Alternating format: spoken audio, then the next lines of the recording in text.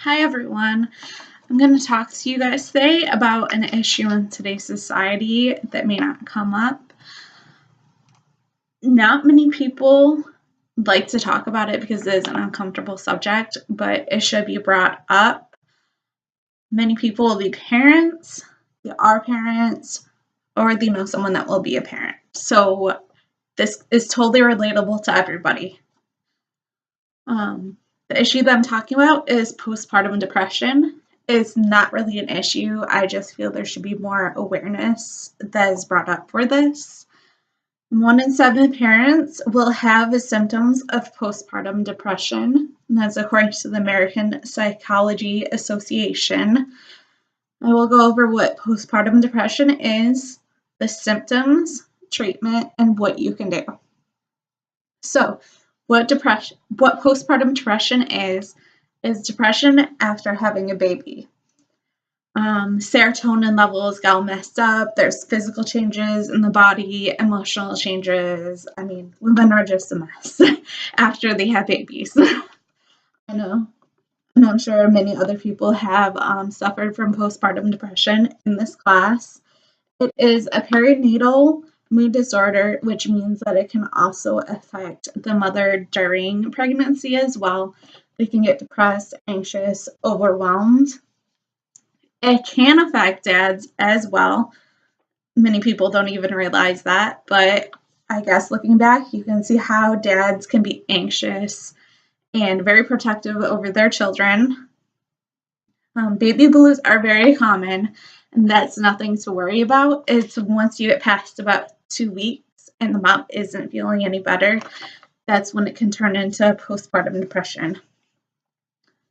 The symptoms of postpartum depression are crying, feeling overwhelmed, worrying, anxiousness. According to the webpage Silent Sucks, which is a postpartum depression, you can go there and there's tons of information on it. The new mom might avoid friends, family. There might be changes in diet, either eating too much or not eating enough. I'm having trouble bonding with baby, so the new mother might not want to feed the baby. They may not want to change the baby, even hold the baby, which is really, really sad. But it's something that does happen, so we do have to keep an open mind about it. In addition to the mom not taking care of the baby, she might not take care of herself either. She might not brush her teeth for many days, brush her hair, take showers. There's a lot that can go on. You might think about hurting themselves or the baby. And postpartum depression can progress to psychosis. And that would be paranoia, hallucinations, blackout periods in which they don't remember anything, confusion. That is actually from Postpartum Support International.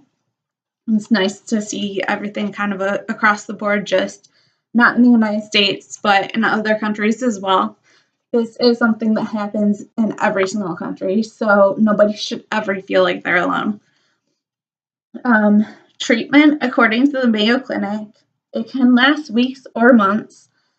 The mother needs to get treatment as soon as possible. They may need psychotherapy, so they may need to talk to someone like a psychologist, a therapist, a counselor, anything that they can do to get rid of the postpartum depression is good. And it may take a while of them going through counseling or months of being on antidepressants. Antidepressants is another great thing for people with postpartum depression. And last thing is a great support system. I will say I actually have suffered from postpartum depression and still am suffering from it. Everyone around me has been great. The support system has been the best thing for me. I also do take antidepressants, and I do see a counselor every once in a while if I'm not feeling right. It's nothing to be ashamed of. There's a lot of stuff that I got to from some Facebook support groups on what someone can do in order to lessen, decrease anxiousness, mood. Like I said, a support system is the number one thing. What others can do for the new mother, they can recognize that postpartum depression does exist. They can be there for the new mom, ask how she is doing and how she is feeling mentally. I know a lot of times people don't really ask how the mom's doing. They're asking just how the baby's doing, and the mom feels kind of lost in all of this. You can bring snacks or help with chores, do a load of laundry or help out in the kitchen, make them dinner. It all alleviates a lot. Listen to them if they're asking for help. Ask if you can do anything to help.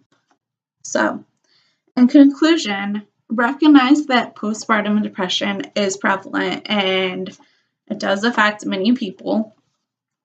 It's still taboo to talk about in our society, and it really shouldn't be. It's a natural part of life.